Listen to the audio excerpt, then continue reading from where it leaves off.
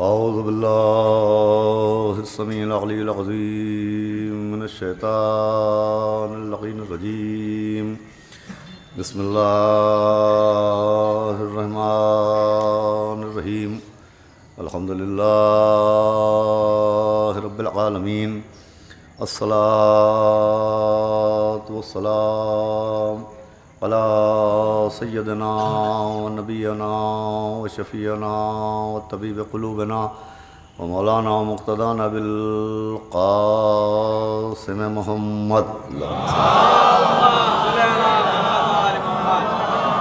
آلہ الطیبین الطاہرین المعصومین ولعنۃ اللہ علی اعدائہم اجمعین من یومنا ھذا الی یوم الدین اما بعد فقد قال اللہ سبحانہ تبارک و تعالی فی القرآن المجید والفرقان الحمید بسم اللہ الرحمن الرحیم رب ھب لی من لدنک ذریۃ طیبۃ انک انت السمیع الدعاء۔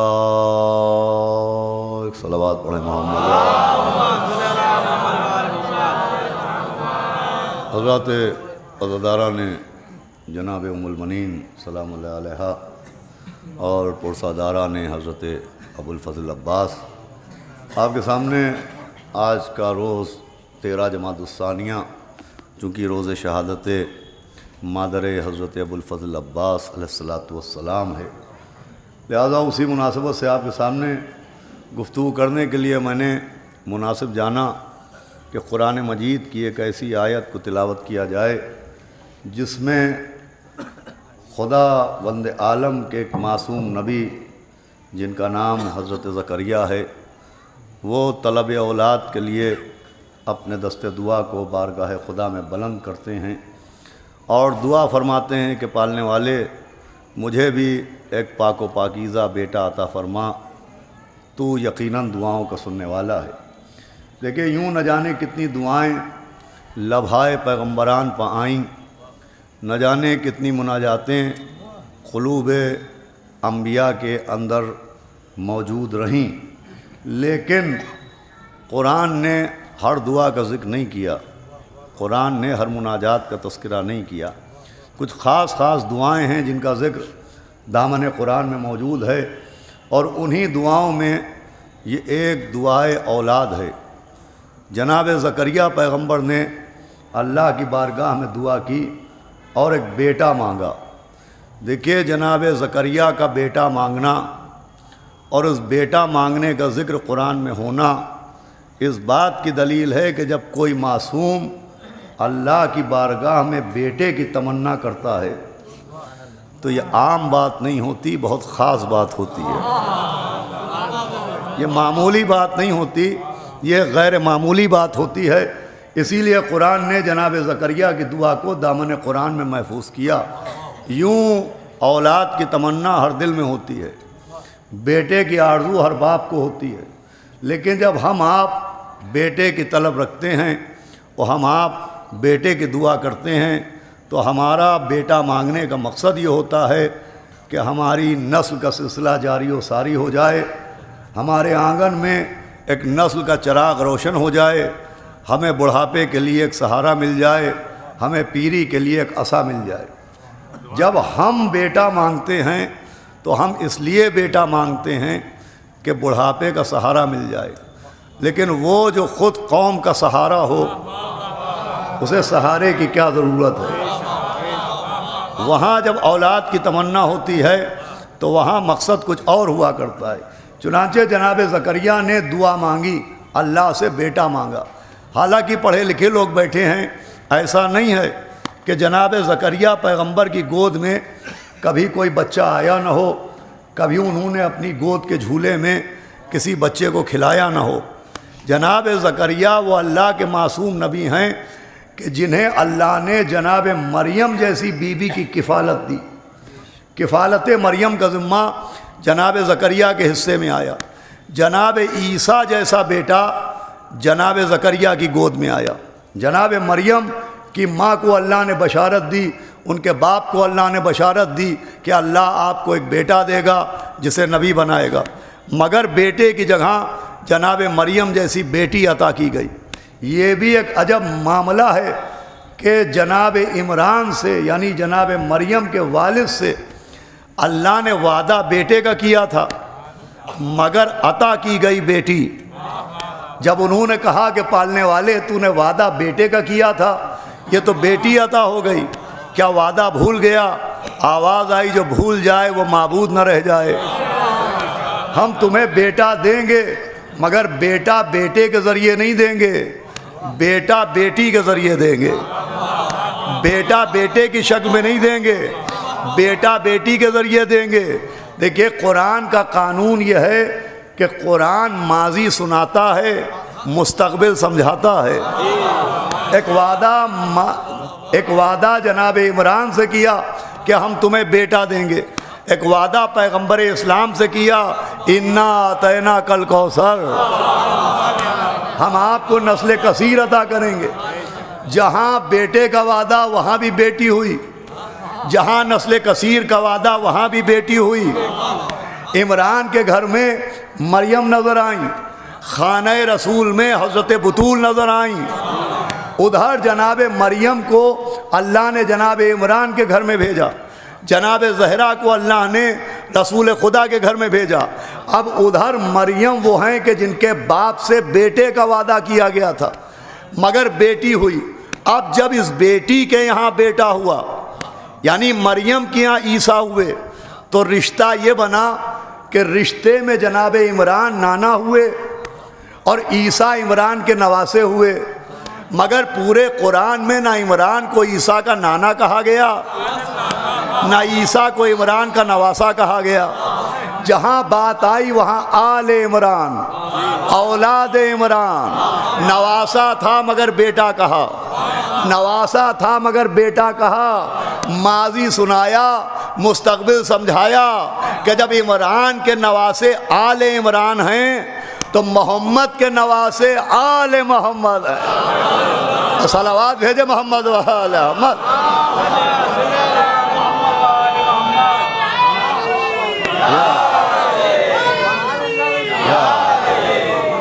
جناب مریم جیسی بیوی کی کفالت کی ذمہ داری جناب زکریا کو دی گئی۔ اب میں آپ کو تفسیر قرآن سناتا ہوں کہ جب جناب مریم دنیا میں آئیں تو جناب مریم کی ماں نے جناب مریم کو ایک سفید کپڑے میں لپیٹا اور بیت المقدس جہاں بڑے بڑے علماء بیٹھ کے تورات کی کتابت کرتے تھے اور اللہ کی عبادت کرتے تھے، وہاں جناب مریم کی والدہ جن کا نام جناب حنا تھا، وہ جناب مریم کو ایک سفید پاکیزہ کپڑے میں لپیٹ کے لائیں اور کہا کہ ہے کوئی جو اس بچی کی کفالت کرے؟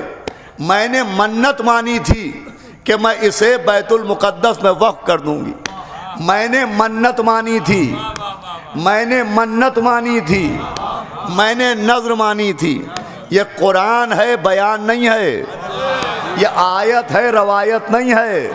جناب مریم کی ماں کہہ رہی ہے میں نے منت مانی تھی، میں نے نذر مانی تھی۔ اب کہاں گئے منتوں کا شرعی جواز ڈھونڈنے والے؟ کہاں گئے نذروں کا شرعی جواز ڈھونڈنے والے؟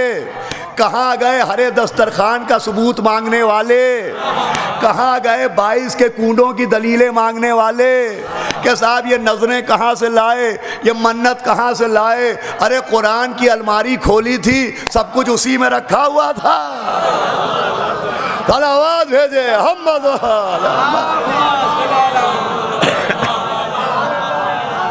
جناب مریم کی ماں نے کہا میں نے منت مانی، میں نے نذر مانی۔ تو ایک عالم آگے بڑھے، انہوں نے کہا اس بچی کی کفالت میں کروں گا۔ دوسرے بڑھے، انہوں نے کہا اسے میں پالوں گا۔ تیسرے آگے بڑھے کہ کفیل مریم میں بنوں گا۔ جب علماء میں بحث ہونے لگی تو آواز آئی کہ تم نہ چنو کہ کفیل مریم کون بنے گا، آواز آئی تم چناؤ نہ کرو، تم نہ چنو کہ کفیل مریم کون بنے گا، کفیل مریم ہم بنائیں گے، ہم بنائیں گے۔ یہ جاہلوں سے نہیں کہا گیا، اوباشوں سے نہیں کہا گیا، جن کے باپ کا نام گھڑوں کے ذریعے طے ہوا ان سے نہیں کہا گیا، تہمت ہذیان لگانے والوں سے نہیں کہا گیا، نبوت پر شک کرنے والوں سے نہیں کہا گیا، جمعے کی نماز بدھ کے دن پڑھانے والوں سے نہیں کہا گیا، نجس جانوروں کے دودھ پر پلنے والوں سے نہیں کہا گیا، یہ علماء سے کہا گیا۔ اور جاہلوں کو سمجھایا گیا کہ جب کفیل مریم چننے کا حق عالموں کو نہیں ہوتا تو جانشین محمد چننے کا حق ایک بابا دے بولے صلوات پڑھے محمد والے۔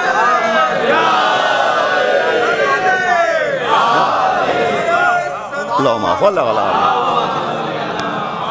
کہا تم نہ چنو ہم چنیں گے۔ اب کیسے چناؤ ہوگا، کیسے کفیل مریم طے ہوگا؟ یہ قرآن، میں تفسیر قرآن سناتا ہوں آپ کو۔ آواز دی کہ یہ اپنے اپنے لوہے کے قلم اٹھاؤ اور دریا کے کنارے آؤ۔ معصوم کا محافظ کون بنے گا یہ دریا بتائے گا۔ ارے کیا سن رہے ہیں آپ؟ درگاہ میں بیٹھ کے سن رہے ہیں۔ معصوم کا محافظ دریا بتائے گا۔ اس کا مطلب دریا دریا نہیں ہوتا، محافظ معصوم کا آئینہ ہوتا ہے۔ اذا صلوات بآواز بلند پڑھے محمد والا۔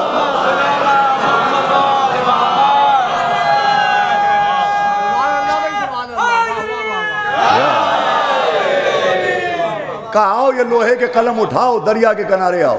یہ تفسیر قرآن ہے جناب، کہ لوہے کے قلم علماء جن سے لکھتے تھے پتھروں پر تورات، جیسے یہ کتبے ہوتے ہیں جس زیارتیں ہیں پتھر پر جو زیارتیں ہوتی ہیں تو یہ بھی لوہے کے قلم سے پتھر کے اوپر نقش کی جاتی ہیں، تو ویسے ہی وہ علماء لوہے کے قلم سے پتھروں پر تورات لکھتے تھے۔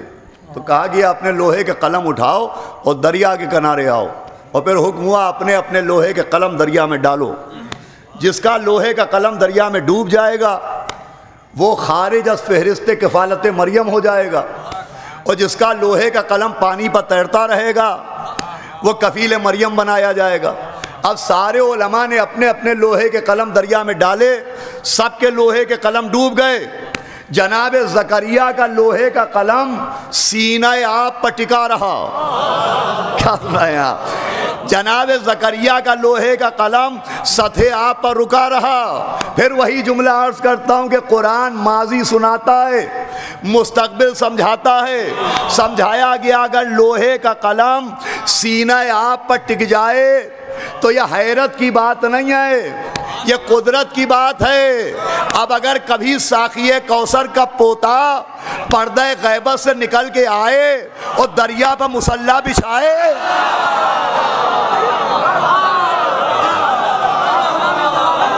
تو یہ بھی حیرت کی بات نہیں ہے، قدرت کی بات ہے۔ صلوات بھیجے محمد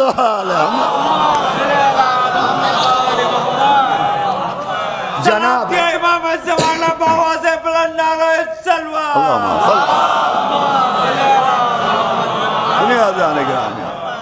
تو عزیزوں جناب زکریا کا لوہے کا قلم پانی پر ٹکا رہا۔ آواز آئی خبردار کوئی مریم کے قریب جانے نہ پائے، کسی کا سایہ مریم پر پڑنے نہ پائے۔ زکریا آپ بڑھیں اور آپ مریم کو گود میں اٹھائیں۔ کیوں یہ قانون کیوں ہے کہ مریم بھی معصوم ہیں اور زکریا بھی معصوم ہیں؟ قرآن کا قانون یہ ہے کہ معصوم کو پالنے والا غیر معصوم نہیں ہوتا۔ معصوم کو پالنے والا غیر معصوم نہیں ہوتا۔ کہاں گئے جناب ابو طالب کا کلمہ ڈھونڈنے والے؟ ارے جب مریم کو پالنے والا غیر معصوم نہیں ہے تو محمد کو پالنے والا تو جناب زکریا وہ نبی جنہوں نے بی بی مریم جیسی معصومہ کو پالا۔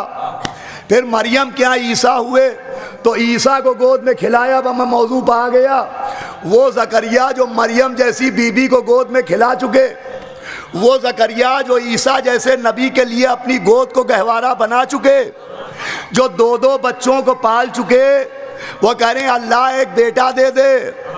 دو دو بچوں کو کھلا چکے پھر ایک بیٹا مانگ رہے ہیں۔ جیسے میرا مولا جنت کے جوانوں کے سرداروں کو پال چکا۔ کیا سن رہے ہیں؟ مولا علی حسن و حسین جیسے معصوموں کو گود میں کھلا چکے، پھر کہہ رہے ایک بیٹا دے دے۔ میں کہوں گا اے میرے مولا، اے کل ایمان، اے مرد میدان، اے وسیع رسول، اے شوہر بطول، اے جناب امیر، اے مولا غدیر، اے قطب الاقطاب، اے حبیب الاحباب، اے کتاب مستور، اے صاحب طور، اے آدم کو توبہ سکھانے والے، اے نوح کا سفینہ دریا کے کنارے پہنچانے والے، اے ابراہیم کو آتش نمرود سے بچانے والے، اے موسیٰ کا بازو پکڑ کے دریا پار کرانے والے، اے یونس کو بطن ماہی کے قید خانے سے نکال لانے والے، اے یعقوب کی آنکھوں کے اندھیرے میں چراغاں فرمانے والے، اے یعقوب کو بیٹے سے ملانے والے، اے عیسیٰ کو مردے زندہ کرنے کا ہنر سکھانے والے۔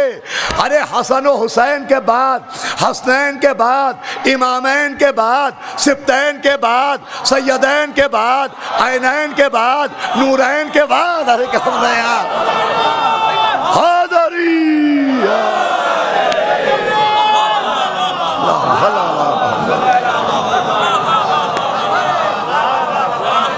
میں کہوں گا اے میرے مولا، حسن و حسین جیسے بیٹوں کو گود میں کھلانے کے بعد اب بیٹا مانگنے کا مطلب کیا ہے؟ آواز دیں گے احمق، تاریخ کے آئینے پر نظر ڈال، حسن و حسین جیسے دو بچے اللہ نے مجھے دیے، مگر وہ میں نے مباہلے کے گہوارے میں رکھ کے نبی کو دے دیے۔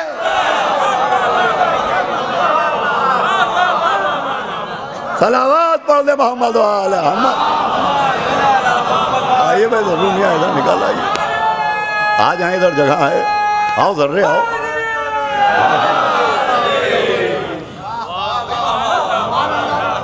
اب مجھے ایک بیٹا چاہیے۔ اب دیکھیں ادھر جناب زکریا دعا مانگ رہے ہیں، یہ قرآن ہے، قرآن۔ جناب زکریا نے دعا مانگی، قرآن یہ کہتا ہے جب جناب زکریا دعا مانگنے کے بعد مسجد میں نماز پڑھ رہے تھے تو جیسے ہی رکوع میں گئے ویسے ہی فرشتے آ گئے، وہ کہا مبارک ہو زکریا، اللہ آپ کو ایک بیٹا دے گا جس کا نام یحییٰ ہوگا۔ ابھی بیٹا ہوا نہیں ہے، ولادت سے پہلے مبارکباد۔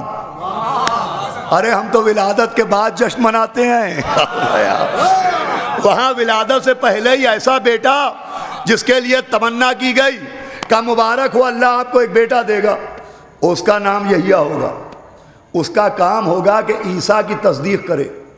دیکھیں بیٹا ملا، گمنام نہیں ملا، نام سمیت ملا۔ بس توجہ چاہتا ہوں، بیٹا ہوگا جس کا نام ہوگا یحییٰ، اور کام کیا ہوگا کہ جناب عیسیٰ کی مدد کرے گا۔ بھائی مانگنے والے جناب زکریا، ملنے والے جناب یحییٰ، یہ بیچ میں جناب عیسیٰ کہاں سے آ گئے؟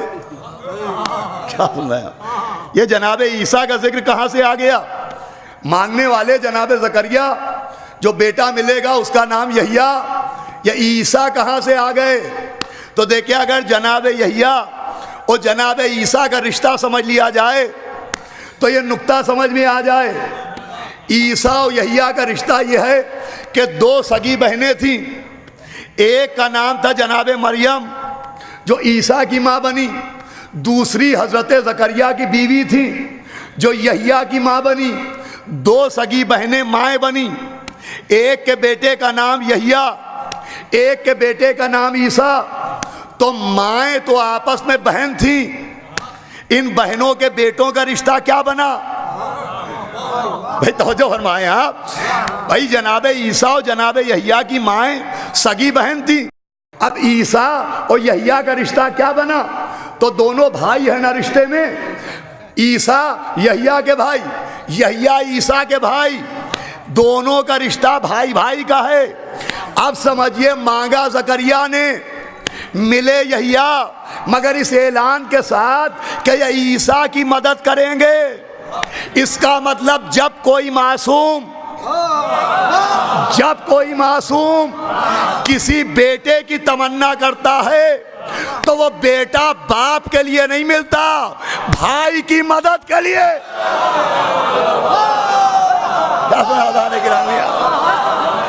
وہ بیٹا باپ کے لیے نہیں ملتا، وہ بھائی کی مدد کے لیے ملتا ہے۔ اسے لفاظی نہ جانیے، اسے خطابت نہ مانیے، اسے قرآن کی حقیقت جانیے۔ وہ یحییٰ جو عیسیٰ کے بھائی، وہ عیسیٰ کے مددگار، وہ ہارون جو موسیٰ کے بھائی، وہ موسیٰ کے مددگار، وہ علی جو محمد کے بھائی، وہ محمد کے مددگار، تو وہ عباس جو حسین کے بھائی۔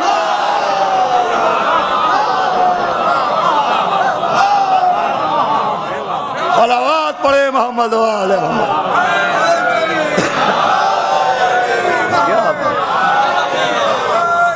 اللہم صل علی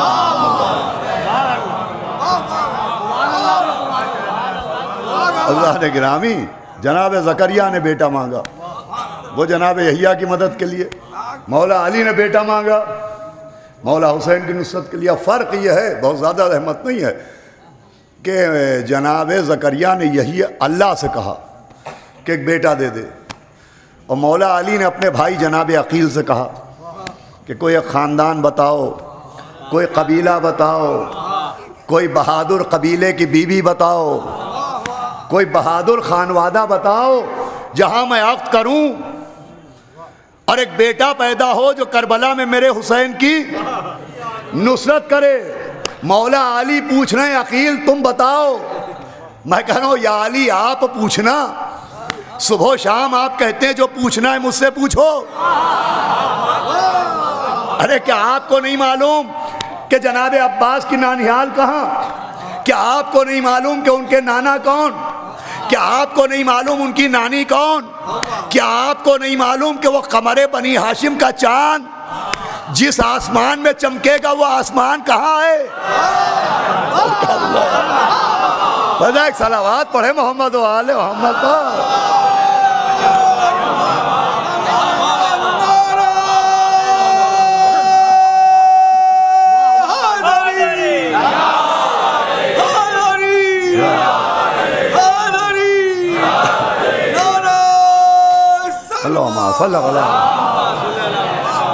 بھائی جناب عباس علیہ السلام بنی ہاشم کے چاند ہیں، چاند آسمان میں نکلتا ہے، وہ آسمان جس چاند میں چمکا تو چاند کا نام عباس ہے، آسمان کا نام آغوش ام البنین ہے۔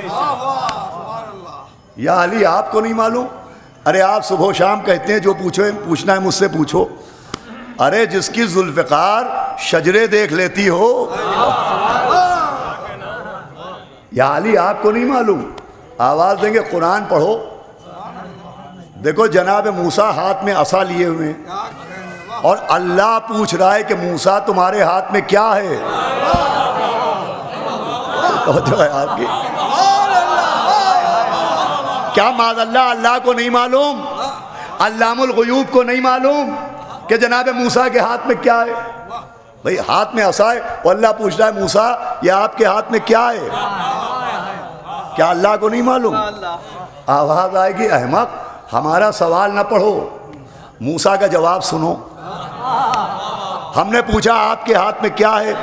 سوال اتنا سا تھا کہ میرے ہاتھ میں عصا ہے، مگر جناب موسیٰ نے یہ نہیں کہا کہ عصا ہے، کہا اس سے میں بکریاں چراتا ہوں، تھک جاتا ہوں سرہانے رکھ کے تکیہ بناتا ہوں، دھوپ تیز ہوتی ہے چادر باندھ کے خیمہ بناتا ہوں، بکریوں کو بھوک لگتی ہے تو اس سے پتے توڑ لاتا ہوں۔ لیکن سوال اتنا سا تھا آپ کے ہاتھ میں کیا ہے؟ جواب بھی اتنا سا تھا میرے ہاتھ میں عصا ہے، مگر انہوں نے عصا نہیں کہا، قصیدہ خوانی شروع کر دی، منقبت خوانی شروع کر دی، تعریف شروع کر دی، توصیف شروع کر دی۔ اب سمجھیے اللہ نے کیوں پوچھا؟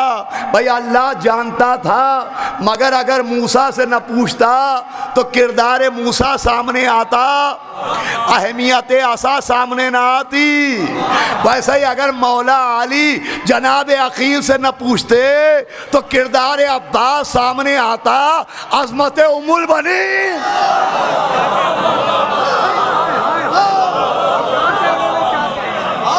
عظمت جناب ام البنین سامنے نہ آتا۔ پوچھا کوئی خاندان جانتے ہو، کوئی قبیلہ جانتے ہو؟ تو جناب عقیل سے پوچھا، مولا علی نے نثر میں شعراء کرام بھی بیٹھے، بڑا مرتبہ ہے شاعروں کا۔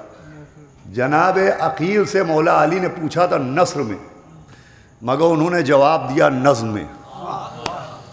انہوں نے شعر سنائے کہ یا علی ایک خاندان ایسا ہے جس کے لیے شاعر نے یہ شعر کہا ہے، شجاعت کے لیے یہ شعر کہا ہے، شرافت کے لیے یہ شعر کہا ہے، کردار کے لیے یہ شعر کہا ہے، اور تلوار کے لیے یہ شعر کہا ہے۔ ابھی عقد ہوا نہیں، ابھی دلہن گھر آئی نہیں، ابھی نکاح ہوا نہیں، ابھی سورجوں کے گھر میں چاند چمکا نہیں، اور وہ شعر سنانا شروع ہو گئے۔ انہوں نے قصیدہ خوانی شروع کر دی۔ دیکھیے دو سیرتیں ملی، مدح مادر عباس کرنا سیرت عقیل ہے، مدح مادر عباس سننا سیرت علی ہے۔ یہ سیرت بن گئی کہ اب جو یہ مدح کرے گا جناب عقیل کی سیرت پر چلے گا، اور جو سنے گا وہ علی کی سیرت پر چلے گا۔ مولا سلامت رکھے آپ اسی سیرت پر عمل کریں۔ اللہم صلی علی محمد۔ جب جناب عقیل نے شعر سنائے تو مولا علی نے کہا یا علی، مولا علی نے کہا عقیل پھر آپ ہی جائیے اور پیغام پہنچائیے اور شادی کی بات چیت طے کر کے آئیے۔ لیجئے یہ پہلا انعام ملا جستجو خاندان ام البنین کا، کہ عقیل عقیل نہیں رہے، عقد علی کے وکیل بھی ہو گئے۔ کہ جائیں بسم اللہ، ہو گئے مولا علی کے حکم پر جناب عقیل، اور بات چیت ہوئی، تاریخ طے ہوئی، باراتی پہنچے، شادی ہوئی، عقد ہوا، اور پھر دلہن آئی، جناب ام البنین آئیں۔ کہاں آئیں؟ جہاں روٹی پر سورے آتے ہیں وہاں آئیں، جہاں انگوٹھی پر آئے ولایت آتی ہے وہاں آئیں، جہاں جھولا جھلانے فرشتے آتے ہیں وہاں آئیں، جہاں چکی چلانے جبریل آتے ہیں وہاں آئیں، جہاں سلام کرنے خاتم النبیین آتے ہیں وہاں آئیں۔ دیکھیں آنا حیرت کی بات نہیں ہے، آنا حیرت کی بات نہیں ہے بھائی، بات اسی کے لیے زحمت دی ہے، کھپ جانا حیرت کی بات ہے۔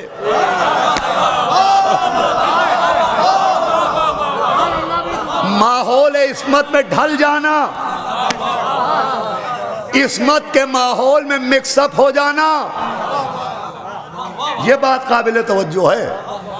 اس لیے کہ معصوموں کے گھر میں آئیں، معصوموں کے گھر میں آئیں، مگر معصوموں کے گھر سے نہیں آئیں۔ توجہ ہے کہ نہیں آپ کی؟ معصوموں کے گھر میں آئیں، معصوموں کے گھر سے نہیں آئیں۔ جس گھر سے آئیں نجیبوں کا گھر ہے، شریفوں کا گھر ہے، شجاعوں کا گھر ہے، وفاداروں کا گھر ہے، لیکن معصوموں کا گھر تو نہیں ہے۔ ہاں اب جس گھر میں آئی ہیں یہ معصوموں کا گھر۔ اور دیکھیں معصوم کے گھر کا کلچر دنیا کا کوئی خاندان تصور نہیں کر سکتا اس کلچر کا، جہاں پردے آئے تطہیر کے ہوں، جہاں برقع سورہ نور کے ہوں، جہاں تکیے توکل علی اللہ کے ہوں، جہاں بستر مشیت خدا کے ہوں، جہاں کروٹ کروٹ آیت آئے، جہاں آہٹ آہٹ سورہ آئے، جہاں چکی کے چلنے پر وحی کی آوازیں آئیں، ارے جہاں کا اٹھنا بیٹھنا اسلام ہو، جہاں کی کنیز کی زبان قرآن ہو،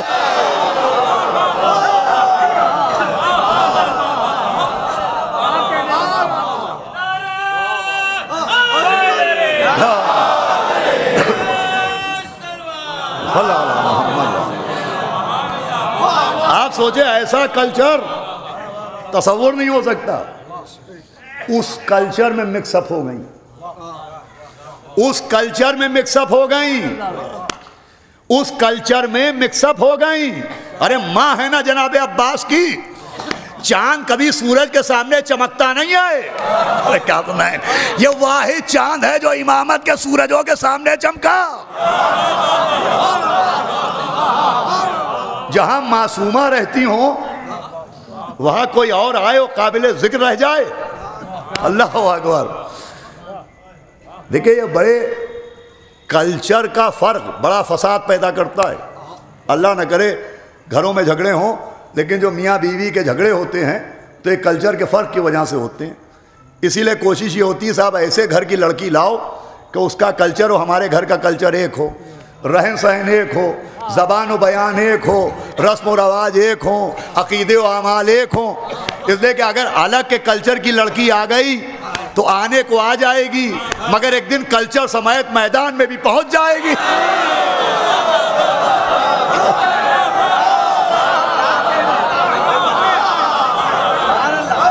صلوات بھیجے محمد و آل محمد.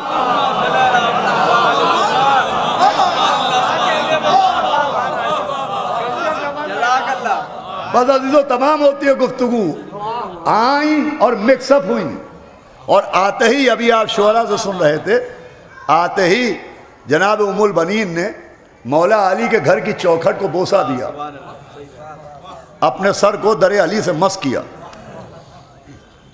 چوکھٹ کو بوسہ دیا. ابھی سن رہے تھے آپ فدوی بھائی سے. یہ ایسا نہیں تھا کہ چپکے سے کہ کوئی دیکھ تو نہیں رہا ہے، کوئی دیکھ تو نہیں رہا ہے کہ دائیں دیکھیں کوئی دیکھ تو نہیں رہا ہے، بائیں دیکھیں کوئی دیکھ تو نہیں رہا ہے. نہ جانے کون سا خوف ہے کہ آج تک دیکھ رہے ہیں. ایسا نہیں، ارے دیکھنے والے ایسے. جب جناب ام البنین نے سر رکھا تو ایسی آنکھیں، دیکھنے والی آنکھیں کہ 4 آنکھیں جنت کے جوانوں کے سرداروں کی آنکھیں، اور 2 آنکھیں چہرے پہ ہیں تو علی کی، نسبت پہ ہیں تو خدا کی. ایسی آنکھیں جنہوں نے کائنات کو بنتے دیکھا، پیکر آدم بنتے دیکھا، ارے نہ جانے بنتے دیکھا یا بنا کے دیکھا.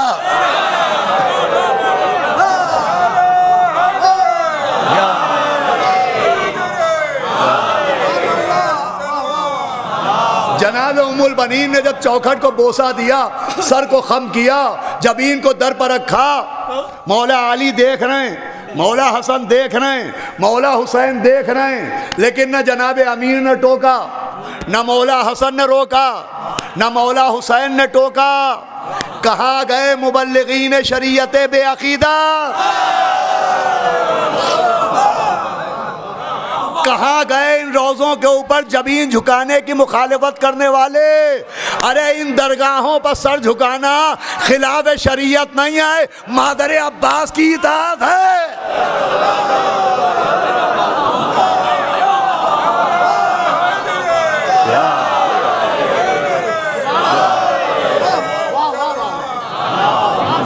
بعضوں گفتگو تمام ہو آئیں اس شان سے، اور آ کے کہا کہ دیکھو میں تمہاری ماں بن کے نہیں آئی ہوں شہزادوں، میں کنیز بن کے آئی ہوں.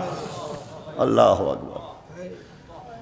جناب عباس اجر عظیم عطا فرمائیں ان بچوں کو، ان نوجوانوں کو جنہوں نے اس مجلس کو اس شہر میں منعقد کیا. دیگر مقامات پر بھی اب یہ مجلسیں ہونے لگی. اب دیکھیے یہ کوئی نئی تاریخ نہیں ہے، 13 جمادی الثانیہ جناب ام البنین کی شہادت کوئی نئی تاریخ نہیں ہے. یہ عراق میں نہ جانے کب سے کربلا معلیٰ میں 13 جمادی الثانیہ کو جناب ام البنین کی شہادت کا غم منایا جاتا ہے.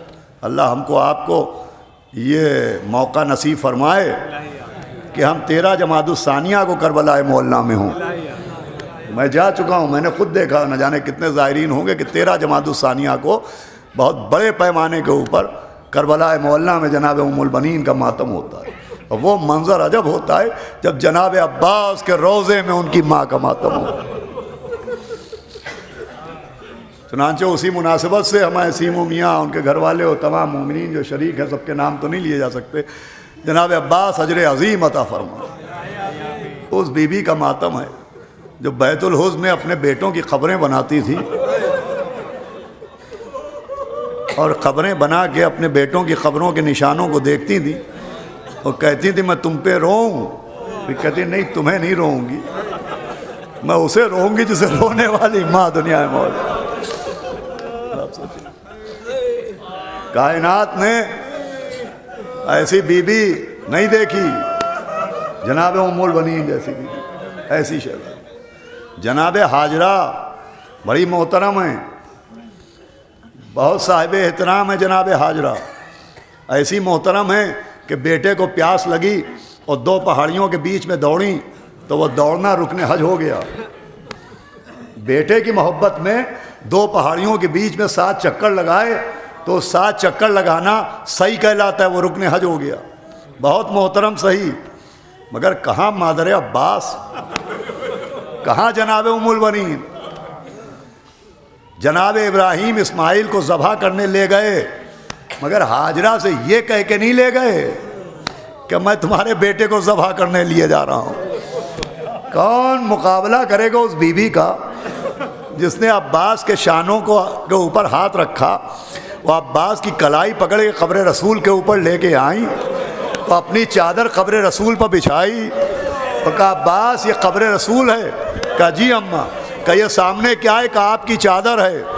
کہ قبر رسول کی قسم کھا اور یہ وعدہ کر کے جا کہ جب تک یہ ہاتھ باقی رہیں گے کوئی سیدانیوں کی چادروں کی طرف نظر اٹھا کے نہ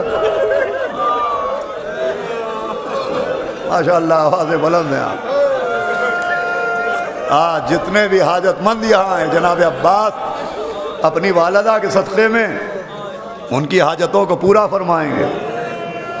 آپ تعزیت دینے آئے ہیں آج جناب عباس کو، ان کی والدہ کی تعزیت۔ ایسی بیوی آپ سوچئے، بلا تشبیہ جس ماں کے 4 بیٹے ہوتے ہیں وہ ایک تو یوں دوسرے معاملات میں مطمئن رہتی ہیں، لیکن جب بیمار پڑتی ہے اور اسے یہ یقین ہو جاتا ہے کہ اب چند دن بعد میرا انتقال ہو جائے گا، تو وہ ماں جس کے 4 بیٹے ہوں بڑی مطمئن رہتی ہے کہ میرا جنازہ کسی کا محتاج نہیں رہے گا۔ 4 بیٹے میرا جنازہ اٹھانے کے لیے بہت ہیں۔ ہائے وہ ماں 63 ہجری میں جس کا جنازہ اٹھا تو ایک بھی بیٹا کاندھا دینے کے لیے موجود نہیں تھا۔ آوازیں بلند ہو، بلند ہونا چاہیے، کیونکہ ہمیں ہمارے بزرگوں نے سکھایا، ہم اپنے بچوں کو بتائیں گے کہ یہ جو رونا ہے، یہ جو گریہ ہے، چھٹے امام نے فرمایا ہے کہ جو ہمارے جد مظلوم پر روتا ہے وہ ہماری دادی سیدہ کی مدد کرتا ہے۔ دیکھیں مدد کیسے ہوتی ہے، مدد کیسے ہوتی ہے۔ ایک ذاکر صبح سے شام تک 6 7 8 مجلسیں پڑھ کے رات میں ممبر پہ آیا، پسلیاں دکھ رہی ہیں، سانس پھول رہی ہے، بدن تکان سے شل ہے، لیکن اس نے فضائل شروع کیے اور 2 4 لڑکوں نے نعرہ لگا دیا اور مومنین نے صلوات بھیج دی، اسے راحت مل گئی۔ بیچ میں جو سبحان اللہ کی آوازیں آئیں تو ایک ذاکر کو مدد مل گئی ان آوازوں سے۔ تو جب آپ فضائل میں سبحان اللہ کہتے ہیں تو ذاکر کو مدد ملتی ہے، جب آپ چیخ کے ہائے حسین کہتے ہیں اللہ اکبر تو اس بی بی کو بہت سہارا ملتا ہے جس کی پسلیاں ٹوٹی ہوئی ہیں۔ ارے ذرا سہارا ملتا ہوگا، آج میرا حسین اکیلا نہیں ہے۔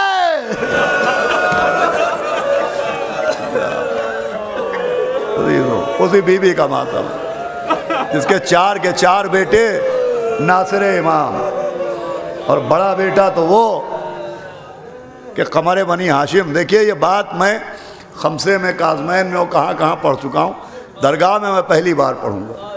ماشاءاللہ یہ واحد جگہ ہے کہ رات کے 11 بجے آئیے تو لوگ ملیں گے، صبح 5 بجے آئیے تو یہاں لوگ ملیں گے۔ خاص کر کے یہ جو ہماری ماں بہنیں بیٹھی ہیں، یوں ہماری عادت ہے کہ ٹھوکر لگے یا علی مدد، گرنے لگے یا علی مدد، لیکن اگر کسی بہت بڑی مصیبت میں پھنس جاتے ہیں تو یہ سیدھی دوڑتی ہوئی جناب عباس کی درگاہ آتی ہے۔ اے جان و دل حیدر کرار علمدار، اے قوت دستے شہ ابرار علمدار، تم مر گئے اب میرا علم کون اٹھائے، اب کس کو کروں فوج کا سردار علمدار، دکھلا دو پھر ایک بار مجھے چاند سی صورت، مرتا ہے تیرا طالب دیدار علمدار، ارے جب تک صف ماتم میری دنیا میں بچھے گی روئیں گے تمہیں میرے عزادار علمدار۔ یہ بات ہے کہ نہیں؟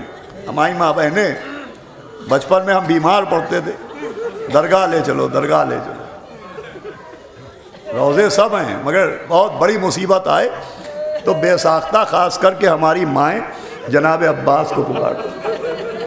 یہ کوئی نئی عادت نہیں ہے، یہ بھی کربلا سے ملا ہے کہ ایک بیکس نے ٹوٹی کمر کو پکڑا، ایک آواز فضا میں گونجی، اعلان انکسر ظہری، ارے عباس تیرے مرنے سے میری کمر ٹوٹ گئی۔ پہنچے جناب عباس کے لاشے پر، بھائی نے بھائی سے باتیں کی، وصیتیں ہوئیں، جنازہ تو اٹھا نہیں۔ مولا حسین نے جناب عباس کا علم اٹھایا اور چلے خیمے کی طرف۔ دیکھیے جناب علی اکبر علیہ السلام کا لاشا بھی لائے امام حسین، جناب قاسم کا لاشا بھی لائے۔ جب بھی بنی ہاشم کے کسی جوان کا لاشا لاتے تھے تو بیویاں ماتم کرتی نہیں، مگر ماتم کا طریقہ یہ ہوتا تھا کہ اس شہید کا نام لے لے کے روتی تھی۔ جناب قاسم آیا، بیویوں نے کہا واہ قاسمہ۔ جناب علی اکبر کا لاشا آیا، خیمے سے آوازیں آئی واہ علی اکبرہ۔ مگر جب جناب عباس کا علم آیا تو بی بی زینب آگے بڑھیں، علم کو سنبھالا اور خیمے میں قالین پہ ایسے لٹا دیا جیسے میت لٹائی جاتی ہے، جیسے لاشا لٹایا جاتا ہے۔ آوازیں دی، آؤ کلثوم، آؤ سکینہ، آؤ رقیہ، آؤ لبابہ، آؤ میرا باپ۔ سیدانیاں چاروں طرف جمع ہوئی، چادروں کے کونے علم پر ڈالے۔ ہونا یہ چاہیے تھا کہ آوازیں آئیں واہ عباسا، مگر واہ عباس کہہ کے نہیں روئی، بی بی آ کر رہی تھی واہ عزتا، واہ حرمتا، ارے ہماری عزت، ارے ہماری حرمت۔ مجلس تمام، بس ختم ہو گئی مجلس۔ ام المنین کا لال عباس، یہ بھروسہ، یہ سہارا سب سے زیادہ جناب عباس کو پکارا گیا۔ ایک روایت مجلس کو تمام کرا، سب سے زیادہ جناب عباس کو پکارا گیا۔ وہ موقع بھی آیا کہ بعد قتل شہداء کا بڑھا یہ حوصلہ، گھر جلا کے خاک کر ڈالا رسول اللہ کا۔ خیموں میں آگ لگی، راوی کہتا ہے میں نے دیکھا ایک بچہ نکلا اور بار بار مقتل کو دیکھتا تھا۔ راوی کہتا ہے میں نے پوچھا تم کسے ڈھونڈ رہے ہو؟ بچے نے کہا سکینہ کے چچا کو ڈھونڈ رہا ہوں۔ عزیزو مجلس تمام ہو گئی، سقائے حرم کو ڈھونڈ رہا ہوں۔ کہا میں نے اشارہ کیا وہ دریا کے کنارے جس کے شان قلم ہیں وہ سکینہ کے چچا ہیں۔ کہا بچہ دوڑتا ہوا جناب عباس کے لاشے پہ آیا اور لاشے پہ آ کے لاشے کو ہلا ہلا کے کچھ کہہ رہا تھا۔